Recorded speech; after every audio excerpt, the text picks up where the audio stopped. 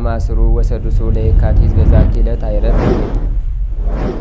ቅዱስ ኤፍሬም መታሰቢያው ነው። በረከቱ ጋራት ነው። በዚችም ዕለት የጴጥሮስና የሶፊያ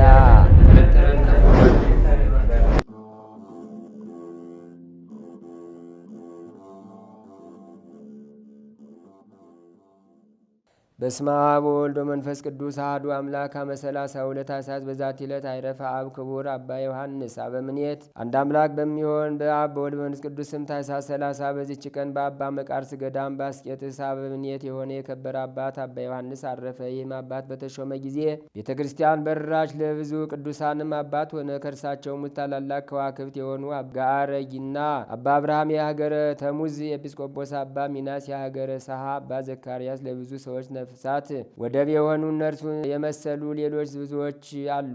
ለሕዝቡ ቅዱስ ቁርባንን በሚያቀርብ ጊዜ ኃጢአተኛና የጻድቁ ይገለጥለታል። ከቅዱሳን መልእክቶቹ ጋር ጌታችን ኢየሱስ ክርስቶስን በመሰዊያው ላይ ብዙ ጊዜ አየው። በአንዲት ዕለት ስራው የከፋ አንዱን ቄስ ወደ ቤተ ክርስቲያን ሲመጣ አየው። ከእርሱም ጋር ያሉ ብዙዎች ርኩሳን የረቀቁ አጋንን ከበውት አፉ ውስጥ ልጓም አድርገዋል። ወደ ቤተ ክርስቲያንም ከመግባቱ በፊት የእግዚአብሔር መልአክ ከመሰዊያው ወጥቶ በእሳት ሰይፍ ከእርሱ ከቄሱ መናፍስትን አሳደዳቸው። ቄሱም ወደ መቅደስ በገባ ጊዜ መቀደሻውን የክህነት ልብስ ለበሰው፣ ለመናውም እንደ እሳት ሆነ። ቀድሶም ሕዝቡን ሥጋውንና ደሙን አቀበላቸው። ልብሰ ተክህኖውንና የመቀደሻውን ሽልማት ከላዩ አውልቆ ወደ ውጭ በወጣ ጊዜ እነዚያ የጠቆሩ መናፍስት ርኩሳን ተቀብለው እንደ ቀድሞው አደረጉበት። አባ ዮሐንስም ይህን ነገር ለመነኮሳቱ ሲያስረዳ እንዲህ አላቸው። በቅዳሴ አገልግሎት ጊዜ ለኃጢአተኛውና ለጻድቁ ቄስ ልዩነት የለም። ስለ ሕዝቡ እምነት ያ ህብስት ተለውጦ የክርስቶስን ሥጋ ይሆናልና ወይም የከበረ ደሙን ይሆናልና።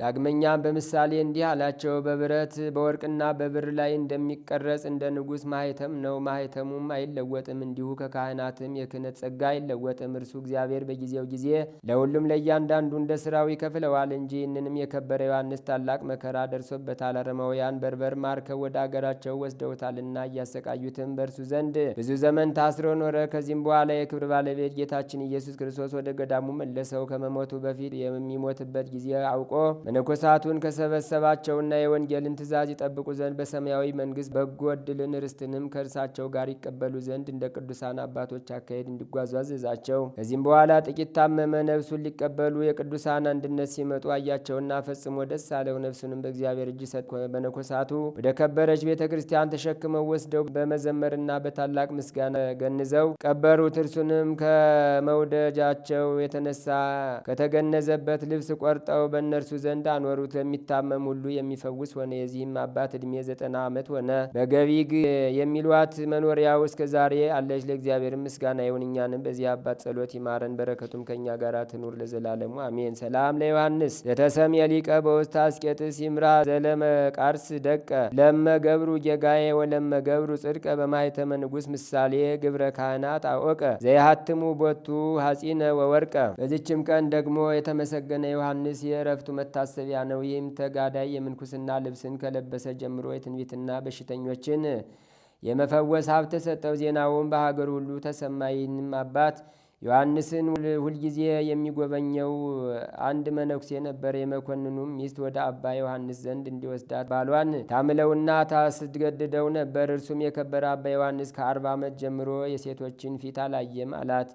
ከዚህም በኋላ መኮንኑ ሄዶ ሚስቱ ያለችውን ለአባ ዮሐንስ ነገረው። አባ ዮሐንስም በእግዚአብሔር ፈቃድ የፈለገችውን እፈጽምላታለሁ አለው። በዚያችም ሌሊት የከበረ ዮሐንስ ለዚያች ሴት በሕልም ተገልጾ እንዲህ አላት። ጻድቅ ያልሆንኩ ወይም ነቢይ የኔን ፊት ታዩ ዘንድ የምትሺ አንቺ ሴት ከኔ ምን አለሽ? እኔስ ከአንቺ ምን አለኝ? እንግዲህስ ፊቴን ማየት አትሺ። ይህንንም ብሎ በላይዋ ጸልዮ ባረካት። በማግስቱም የከበረ አባ ዮሐንስ በመንፈስ እንደታያት በባሏ ነገረችው። መልኩና አምሳያውን አመለከተ። ከዚህም በኋላ ከብዙ ሙገሳና ምስጋና ጋር ባሏን ወደ አባ ዮሐንስ ላከችው። የከበረ ዮሐንስም ባሏን ባየው ጊዜ ፈገግ ብሎ የሚስትህን ምኞቷ የተፈጸመላት አይደለምን? በዚህች ዕለት በእግዚአብሔር ፈቃድ አግኝታኛለችና አለው። መኮንኑም ሰምቶ ከትሩፋቱና ከደግነቱ የተነሳ እጅግ አደነቀ። ይህም አባ ዮሐንስ ጭንቅ በሆነ ተጋድሎ 90 ዓመት ያህል ኖረ። ከዚህም በኋላ በሰላም አረፈ። ለእግዚአብሔር ምስጋና ይሁን፣ እኛንም በዚህ አባት ጸሎት ይማረን፣ በረከቱም ከእኛ ጋር ትኑር ለዘላለሙ አሜን። ሰላም ለዮሐንስ ዘአህረመ ሕይወቶ እምነጽሮ አንስት ዘያስህቶ ይቤላ በህልም ዘንተ ጽህቀት ርእዮቶ ትርአይ ዘተመነይኪ ገጽየ ከንቶ ሚ ሊተ ወለኪ ብሲቶ። በዚችም ዕለት የመኮንኑ አርያኖስ የጭፍሮቹ ታላላቆች ኮሪዮንና ፊልሞና ከእርሳቸውም ጋር ካሉ 40 ወታደሮች ጋር በሰማዕትነት ሞቱ። የሰማዕትነታቸውም ምክንያት የአክሚም ታላላቅ ከሆኑ ከሰማዕት ዲዮስቆሮስ ከሰከላቤዎስና ከብኑድያኖስ የተደረገውን ታምራት ባዩ ጊዜ የወታደርነት የማዕርግ ሽልማታቸውን ጣሉ። በመኮንኑ አርያኖስን ፊት ቆመው እኛ በእውነተኛ አምላክ በክርስቶስ የምናምን በግልጥ ክርስቲያን ነን ብለው ጮኹ። መኮንኑም ከእሳት ማንደጃ ውስጥ ይጥሏቸው ዘንድ አዘዘ። ራሳቸውንም ሲወረውሉ ብዙዎች አዩአቸው። ገደላቸውንም እንዲፈጸሙ እግዚአብሔር ምስጋና ይሁን። የሰማዕታትም በረከታቸው ትድረሰን ለዘላለሙ አሜን። በዚችም ዕለት ተጋዳይ የሆነ ዘካርያስ አረፈ። ይህም ቅዱስ ከመኮንኑ በፊት በጎዳና ሲጓዝ አረማውያንን በርበር ተነሱበትና ያዙት፣ ሊያርዱትም ወደዱ። በእግዚአብሔርም ፈቃድ የገዳሙ አለቃ በዚያች ጎዳና ሲያልፍ በላያቸው ጮኸ። እነርሱም ሰራዊት እንደደረሰባቸው ተጠራጠሩ፣ ፈርተውም ሸሹ። ሲሸሹም ከባሕር ገብተው ሰጠሙ። ዘካርያስ ከመገደል በዳነ ጊዜ ይሸጥ ዘንድ ገንዘባቸውን ይዞ ወደ ከተማ ገባ። የሀገሩም ገዥ ያዘው ሌባ እንደሆነ አስቦ ሊገለው ወደደ፣ ግን ስራውን ባወቀ ጊዜ ተወው። ከዚህም በኋላ ወደ አባ ጳኩሚስ ገዳም ሄዶ የምንኩስና ልብስ ለበሰ። ሰይጣንም እስከ ቀናበት ድረስ በጾምና በጸሎት ተጠመደ። ከዚህም በኋላ በአባቱ ተመስሎ በሕልም ታየውና መሞቻዬ ጊዜ ደርሷልና ትቀብረኝ ዘንድ ና አለው። ቅዱስም እውነት እንደሆነ አስቦ ወደ አባቱ ሄደ፣ ግን በጤንነት አገኘው። የሰይጣንን ተንኮልም እንደሆነ አውቆ ወደ መኖሪያው ተመለሰ። ሰይጣንም ድል እስካደረገው ድረስ በሩን ዘግቶ እየተጋደለ ኖረ።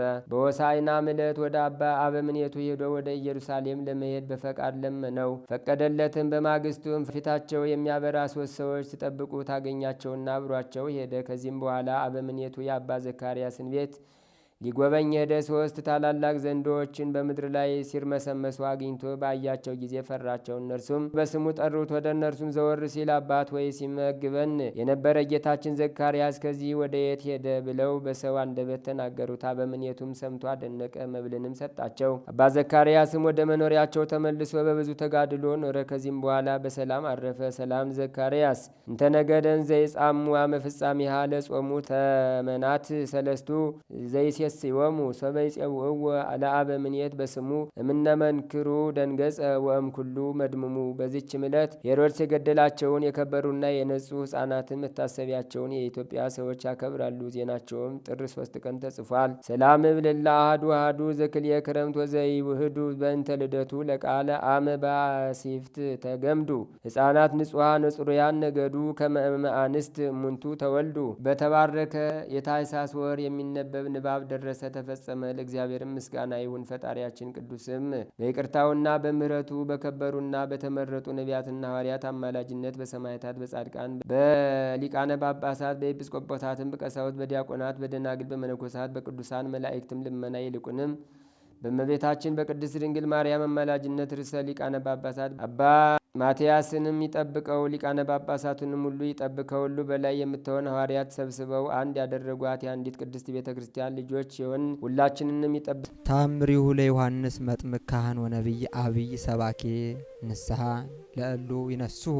ካህን ታላቅ ነቢይ የሆነ ወደ ንስሐ ለሚመልሱ ንስሐን ሰባኪ ወደ ጌታችን ወደ ኢየሱስ የወንጌል ጎዳና ለሚሄዱ መንገድ ጠራጊ የሆነ ወደ ደስታ አምላክ አዳራሽ የሆነው የመጥምቀ መለኮት ዮሐንስ ተአምር ይህ ነው።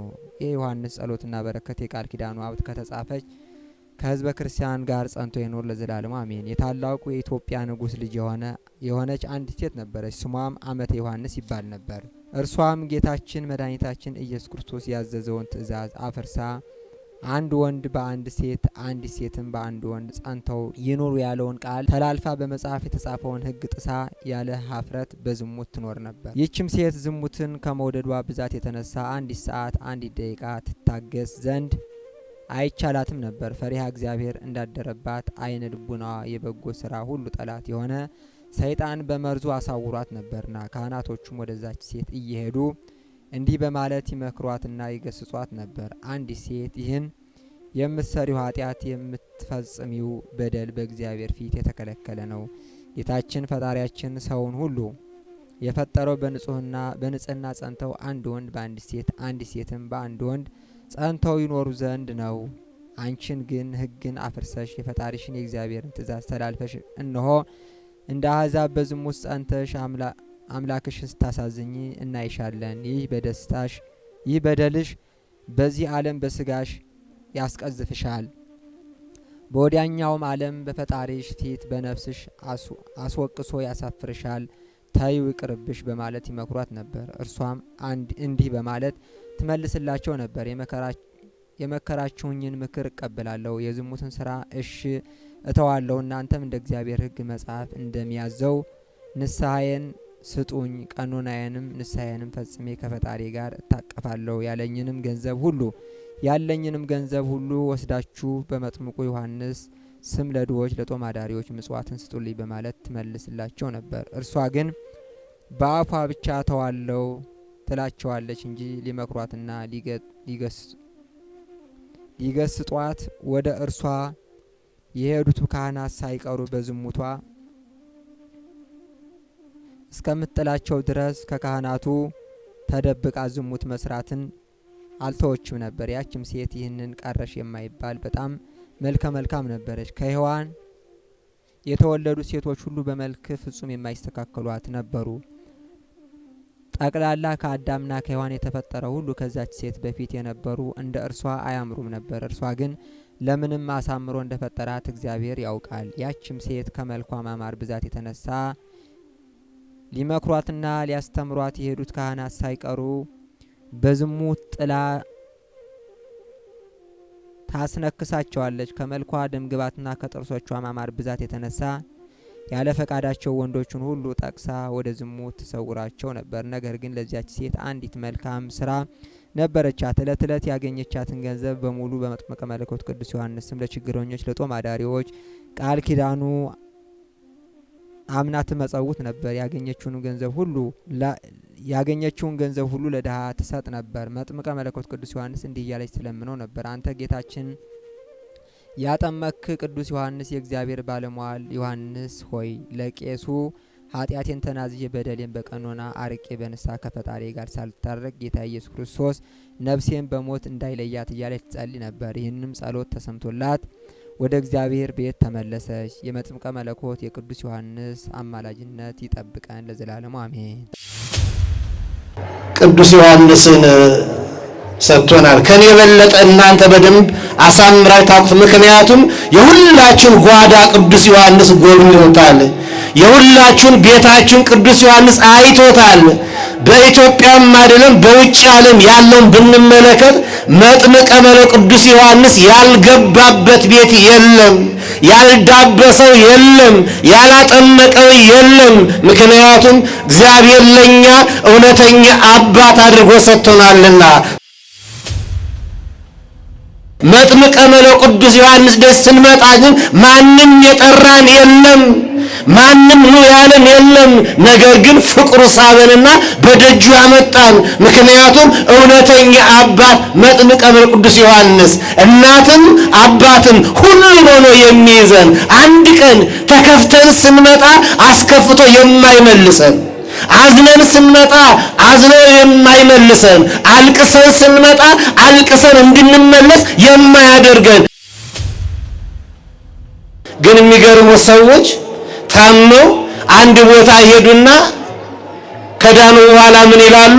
አባ ከሌ፣ ሰባኪ ከሌ፣ ባህታዊ ከሌ በመቁጠሪያው በቅባ ቅዱሱ እንዲህ አጥምቆይ አዳነን ብለን ስለ ሰውየው እንናገራለን። እንዴ ብንድን እንኳን አዳኙ እግዚአብሔር ነው።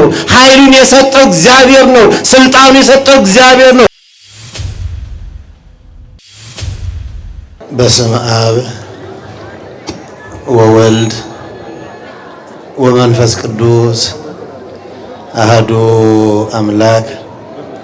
ወላጆች እንደሌላቸው ልጆች አልተዋችሁም። ይህን ቃል መነሻ አድርገን እንማራለን። የሞት ልጅ ሆኑ ዘንድ አልተዋችሁም፣ ወደ እናንተም እመጣለሁ ብሎ ኢየሱስ ክርስቶስ ይህን ቃል ለጊዜው ለሐዋርያት ቢነግራቸውም እንኳን ወደዚህ ምድር የመጣበት ምክንያቱ ይህ ነው። በመልአከ ብስራት ቅዱስ ገብርኤል አብሳሪነት በድንግል ማርያም ተበሳሪነት ይህ ቃልን ተቀብላ ምክንያቱም ደግሞ ለሰው ልጅ መዳን ምክንያቱ ድንግል ማርያም ናትና ኢየሱስ ክርስቶስን ጸንሳ ወልዳ ሰጥታናለች። የመጣበት ይህ ዓላማ ስለሆነ ነው። በዚህ በዮሐንስ 15 እና ገላትያ 4 ላይ 7 ስንመለከት ወላጆች እንደሌላቸው ልጆች አልተዋችሁም ያለውን ቃል ሲናገር ክርስቶስ ሲያስተምር ከእንግዲህ ወዲህ ልጆቼ እላቸዋለሁ እንጂ ባሪያ አይደላችሁም። ሐዋርያው ጳውሎስም ይህን ቃል ደግሞ ከእንግዲህ ወዲህ እናንተ ወራሾች ናችሁ እንጂ ሌሎች አይደላችሁም ብሎ ተናግሮልናል። ይህ ምንድነው? ለብዙ ዘመናት ባሮች ነበርና የማይገዛን ገዝቶ ነበርና አሁን ግን ከዛ ነፃ ሊያወጣን ወደዚህ ስለመጣ ከዚህ በኋላ ግን ልጆቼ እላቸዋለሁ እንጂ ባሮች አይደላችሁም። ምክንያቱም ባሪያ፣ አገልጋይ፣ አሽከር የውጭውን ያውቃል እንጂ የቤቱን ምንም ያውቅ ነገር የለም። ለውጭ ይሆናል እንጂ ለቤት የሚሆን ነገር የለም። በውጭ ይላላካል እንጂ በውስጥ የሚያስገባው የለም። ልጅ ግን የአባት የእናቱን ጓዳውን ያውቃል፣ ሳጥኑንም ያውቃል፣ ኪሱንም ያውቃል፣ ሁሉን ነገር ያውቃልና እናንተ ግን ባሮች አይደላችሁም ልጆች ናችሁ ብሎ ኢየሱስ ክርስቶስ ራሱ በቃሉ የተናገረው ነው። ልጆቼ ናችሁ እያለ እግዚአብሔር ጠርቶናል። ልጆቼ ናችሁ ብሎ እግዚአብሔር ወዶናል። ስለወደደንም ደግሞ በቀራንዮ መስቀል እንዲሰቀል አድርጎታል። ስለዚህ ምን አለ? ወላጆች እንደሌላችሁ አልተዋችሁም። እንግዲህ መጽሐፉ ሁለት ልጅን አስቀምጠዋል። አንደኛው ወላጅ አባት ያለው ነው። ሁለተኛው ደግሞ ወላጅ የሌለው። ይህን ስንመለከት ወላጅ አባት ያለው ልጅ ጠዋት እናቱ ትቀሰቅሰዋለች። ከዚያ በኋላ ቁርሱን አሰናብታ ሁሉን አዘጋጅታ ወደ ትምህርት ቤት ሲሄድ ግንባሩን ስማ ጸልያ በሰላም ግባ ልጄ ብላ ትምህርትን ይግለጽል ብላ መርቃ ትሸኘዋለች። ቀን ደግሞ ምሳ ሰዓት ትጠብቀዋለች። ሲመጣ ልጄ መጣልኝ ትለዋለች። ማታም እንዲህ ትለዋለች። ወደ ውጭ የወጣ እንደሆነ ትጨነቃለች። ያመመው እንደሆነ እኔን ይመመኝ ትላለች። ሲያደናቅፈው እኔን ይምታኝ፣ እኔን ውደቅል ትላለች። ወላጅ ያለው ልጅ ይህን ያህል ክብር አለው።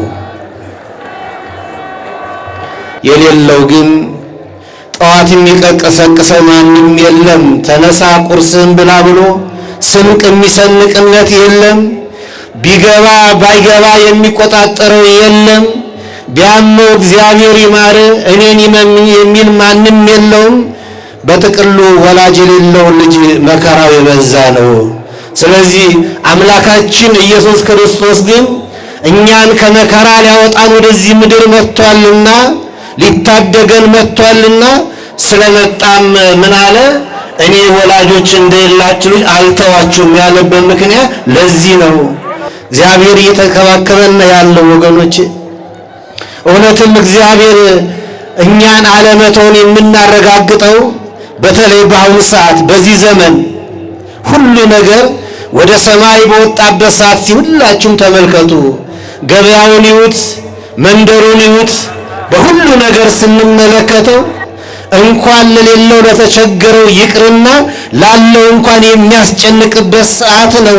ግን እውነተኛ አባት እግዚአብሔር፣ እውነተኛ መጋቢ እግዚአብሔር ሆኖ እንደ ባለጸጋው በቀን 3-4 ጊዜ ባያበላን እንኳን በቀን 1 ጊዜ ሳያበላን አያሳድረንም። ስሙ ለዘላለም የተመሰገነ ይሁን። 1 ጊዜ ሳንበላ አናድርም።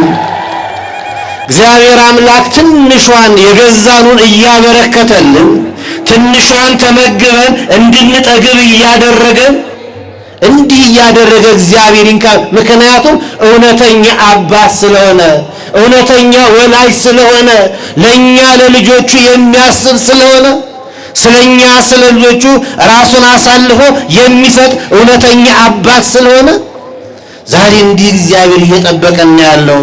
ስለዚህ ዛሬ ሁላችን ብንመለከት በአሁን ዘመን ጤነኛ አንድም ሰው የለም። ሁላችን ታማሚዎች ነን። ሁላችን በሽታ ተሸክመን እንዞራለን። በሄድንበት ቦታ ሁሉ ግን ድነን ሳንመለስ እንቀራለን።